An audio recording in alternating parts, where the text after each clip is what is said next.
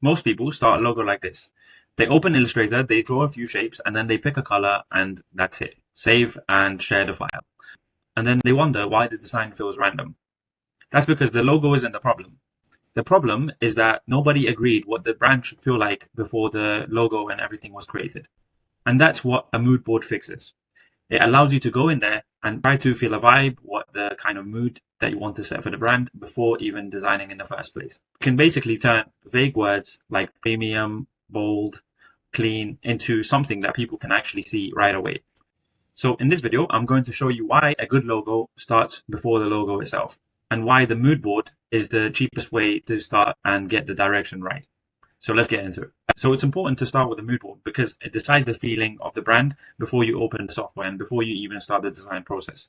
You want to kind of set the mood first so that you get away with the most tedious task and try to have some sort of direction first before going and just going with random ideas, because you want to have some kind of system or some ideas in place for the mood that you want to set. So you need some sort of direction. So rule number one is you need some sort of direction before the design process. So you need to set the feeling before the mark itself.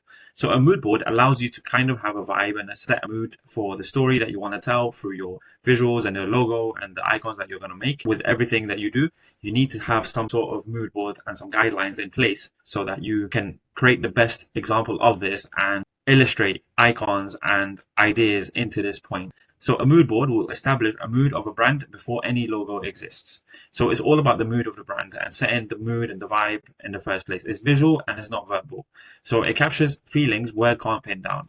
So this is the cheapest and the best way possible that you can change your mind and remove things, take it out, add more stuff, and just experiment with different ideas and different concepts so that you set the mood and you have a full mood board that's functional and working. And then you can even pitch this to the client and see if they're on the same page. They can probably add some stuff to it if it's a brief, and then you can go from there. So this will really help you find the direction and have a strong brand later on once the design process begins. So the rule is to agree on the mood board first, and then you go and start drawing in the design process. So principle number two is to curate, don't just collect. You basically want to add stuff to the mood board that actually fits the brief and the intentions of the brand in the first place. You don't want to just bombard the mood board with different random images and feelings, because that's not a mood board. That's just random images that you're adding. And that's not going to help you. That's actually going to confuse you even further. So make sure you pin down a single coherent mood that you want to set, not a pile of everything that you liked. So if two images pull in different directions, cut one and stay with the other direction that you picked. Coherence is the entire point of this exercise. So make sure that you have one direction and one mood and everything kind of fits. It could be different tones of that mood and so on, but the images can be slightly different, but they can't be in different directions. So keep this in mind when you're coming up with the mood board for the idea and initial phase. So if two images pull away, cut one and stick with the main direction of the mood. So principle number three, it needs to align with the client.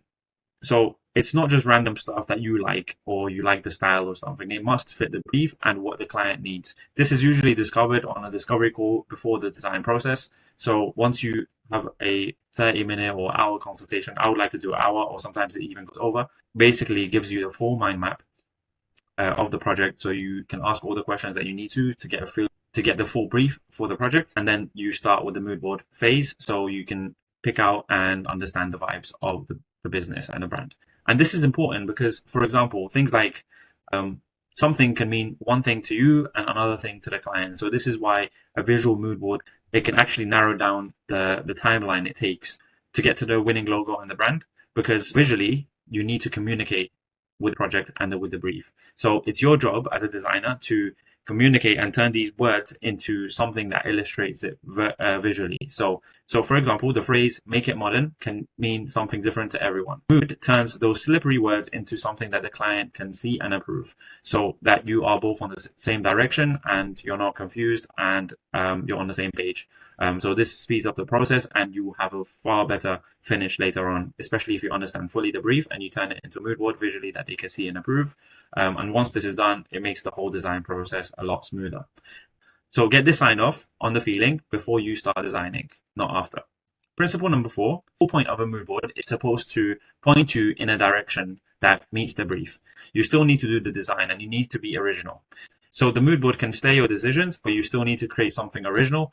And what you don't want to do is treat it like a template or something that you can trace from, because this takes away from the originality and having some unique idea that the client paid you for in the first place. So make sure you steer away from this.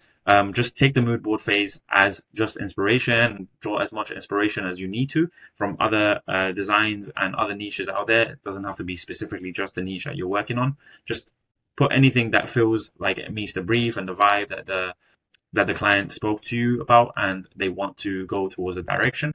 But don't just copy and paste things into it later on when you're doing the design. So the whole point of your design is to have something unique that's never been done. You can have elements that are creative that's been done before, because most things have been done before. It's just making sure that originality is the way forward and is your priority. So don't just put something in there and have it as a template and then trace from it. So use it as a compass and a mind map, but never treat it as a source to copy from directly. So keep this in mind when you're designing and make sure that you use it for inspiration. It's no problem to get inspired by ideas. Just make sure that the idea that you come up with later on is original and it's taken from the feedback and everything that the client mentioned to you. Okay. And if you want a brand with a clear direction, you can click the first link in the description and book a 30-minute free consultation call with myself, and I'll be happy to help you in any way I can. Thank you guys for watching my video. Don't forget to comment, like, share, and subscribe. Thank you very much, and I'll see you guys on the next one. Thank you.